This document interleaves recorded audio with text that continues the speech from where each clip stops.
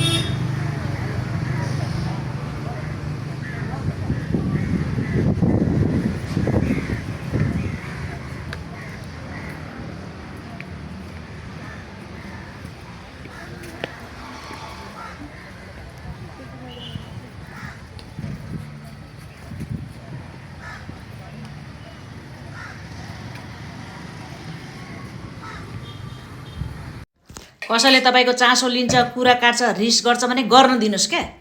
आनन्दले आफू बिन्दासले खानुस् रमाउनुस् जो अरूको चासो लिन्छ जो अरूको रिस गर्छ त्यसैलाई तनाव हुन्छ त्यो कहिले जिन्दगीमा खुसी भएर बाँच्न सक्दैन अनि डिप्रेसनमा जान्छ अनि त्यसपछि के हुन्छ थाहा छ राति निद्रा लाग्दैन स्लिपिङ ट्याब्लेट खान्छ त्यो अरूको धेरै चासो लगाएर कहाँ छ के छ कस्तो च्याप्लिसी गर्ने हो कि योसँग कसरी न्यू खोज्ने होला यसलाई के गर्ने होला भने तिनीहरूको दिमाग त्यही हुन्छ के अनि त्यसपछि तिनीहरू खुसी हुन सक्दैनन् त्यो अनुहारबाट थाहा हुन्छ हेर्नु अरूको लागि टिकटक बनाएको हो कि आफ्नो लागि टिकटक बनाएको भन्ने कुरा यहाँ अनुहारबाट मुस्कानबाट थाहा हुन्छ के मान्छेको अनुहार यसो हेर्नु न त्यहाँबाट थाहा हुन्छ उसलाई कति तनाव छ भन्ने कुरा चासो लिन्दिनुहोस् तिनीहरूलाई हुन्छ झन्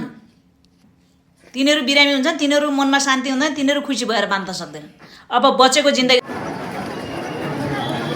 त्यस्तो मिठो के खान्छे देखिन्छौ मोनालिसा हाँसे झैँ देखिन्छौ ए त्यस्तो मिठो के खान्छे के किन्छौ मोनालिसा हाँसे झैँ देखिन्छौ अरे वाह तिम्रो हाँसो जन्मारा छ रे वाह ओ तिम्रो हाँसो जन्मारा छ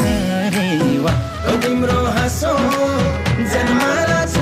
रे वाह ए तिम्रो हाँसो जन्मारा छ रे वाह ओ तिम्रो हाँसो जन्मारा छ रे वाह आहा आहा यता हेर्नु आमा ल